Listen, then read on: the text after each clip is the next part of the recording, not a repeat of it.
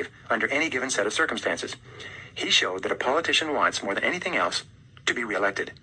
If a politician is running for office, the politician's dominant desire is to be elected in the first place. The principle remains the same.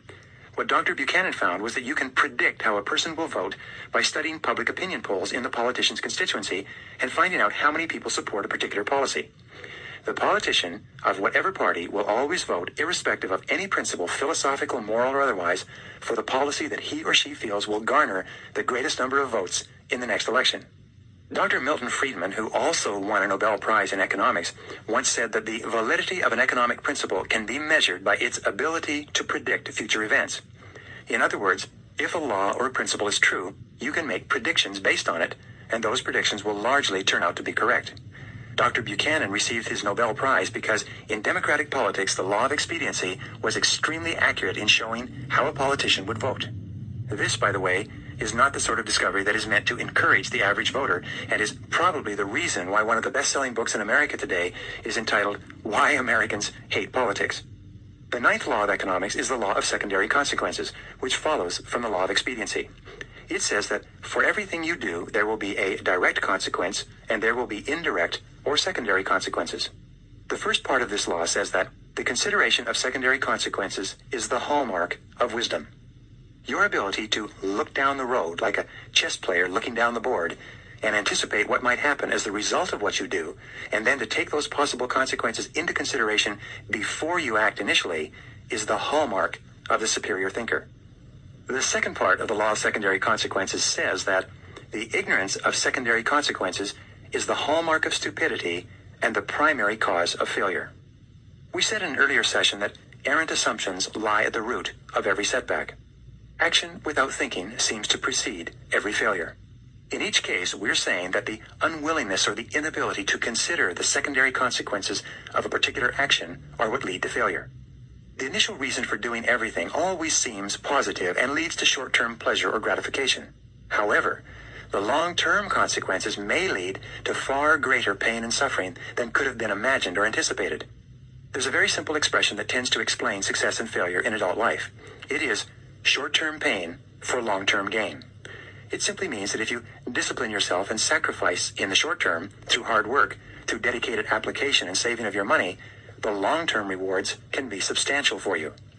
The flip side of this equation is short-term gain for long-term pain. It says that if you choose to have a good time all the time in the present, the long-term consequences can and will be very painful and difficult for you.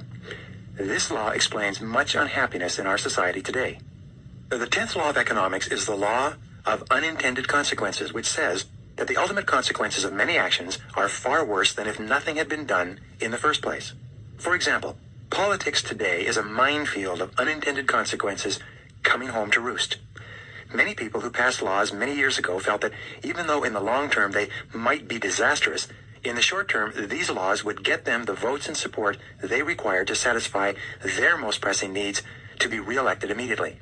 For example, we know today that if you increase the amount of money that you give to people for not working or for living on welfare, you'll create a market demand for more of these people.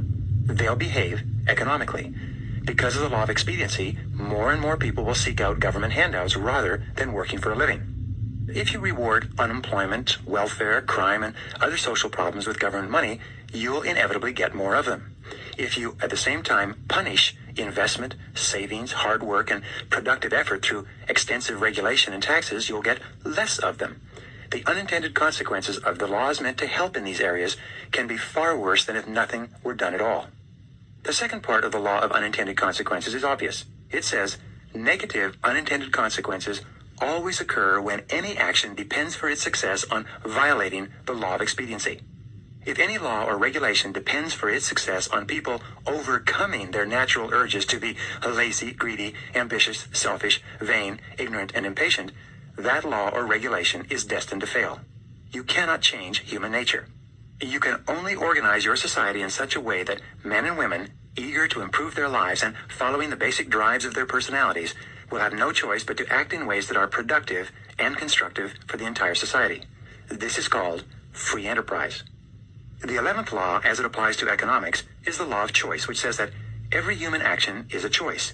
and the choice is always based on the dominant values of the individual at that moment. You are a choosing organism. You are continually making choices.